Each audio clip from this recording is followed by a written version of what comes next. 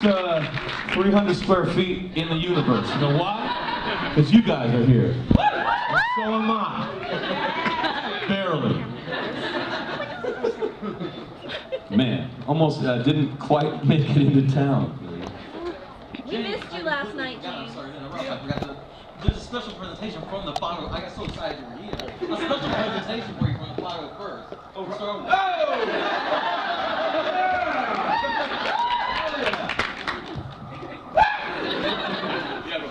In recognition of your contribution to the Star Wars saga, and thanks to over 5,000 members worldwide, we'd like to make you an honorary member of the 500th Club.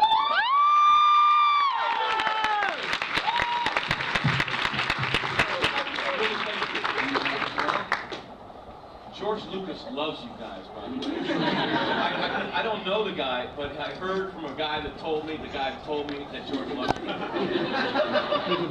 That's really awesome, dude. Thank you very much. Seeing the arm, man. Stuff like that. I don't mind at all.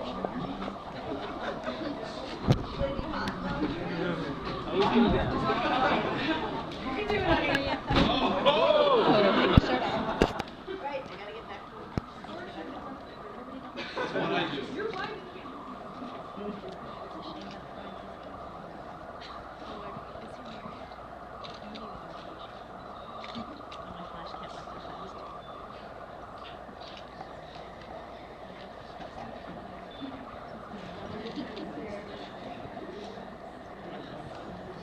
Hey, that's much better. Thank you, sir.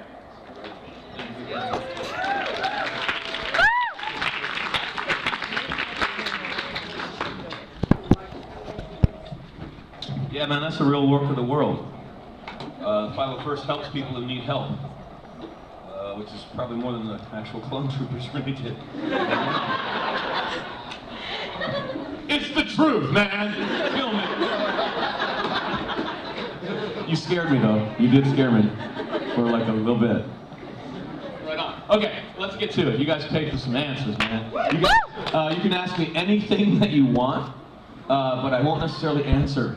Okay, right on. So seriously, anybody, we got a mic. I think I got to see a mic right there. If y'all want to come up there, be a rock star, put your lips on the mic. The beautiful mic.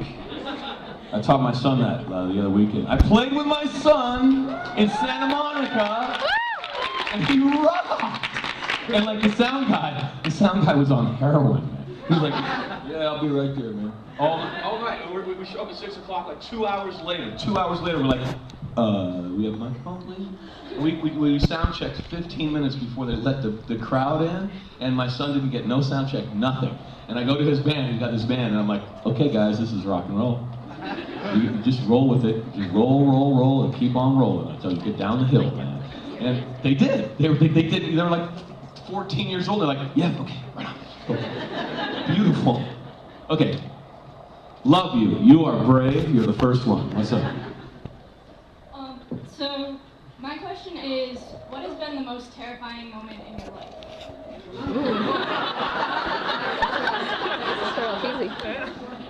That's a really good question. Right now? What about right now?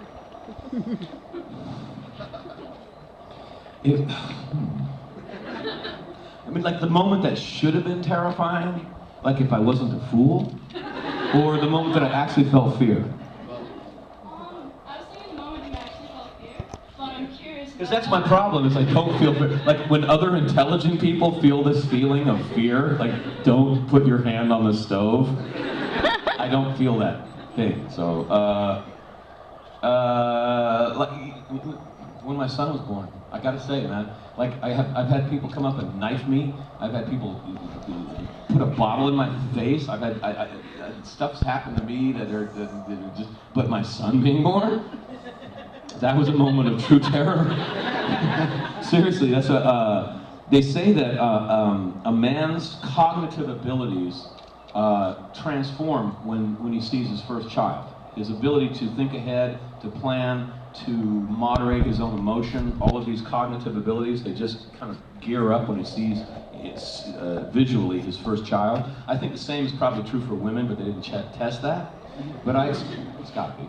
But I experienced this thing with this voice inside my head. I'm watching my little baby son Sullivan getting wiped off, the blood still on his body from the birth, and this voice comes into my head and goes, "Go to Los Angeles, whore yourself out, do anything you need to do, be Alf's sidekick, make money. This little beautiful boy did not decide to be poor. You are sleeping in the back of your theater on rags, and you're happy, but he's not." So, and that's why I came down to LA. But that was the moment, that was the one true terror, and that's why I'm in front of you guys now. I have long answers, I'm sorry. I have a two-parter, both about Shakespeare. What's your favorite Shakespearean play, and what's your dream role in any Shakespearean play, I guess? I have to be honest, and you guys have heard this. It's Macbeth. It's a play that was almost never done correctly. Every time you see Macbeth, it sucks. Mostly because they play Lady Macbeth as a witch or bee, right? And the thing is the whole point of the play is lost if you make that mistake. Lady Macbeth is not a castrating bitch. She's not. She's a criminal. She's like Joe Pesci, right? And seriously, if Robert De Niro and Joe Pesci with I used to jack cars, right? If you got the Jimmy in the door and you're underneath the street light, and then De Niro goes, I don't know, man. I don't feel so good about this. I'm having my second thoughts. You know what Pesci would say? "What are you, a man or a mouse? Get in there, do the Jimmy, you little girly boy." And that's all she does. She just calls him girly boy, just like Pesci would do. Because they're about to commit a murder right then, and he goes, "I don't think so." And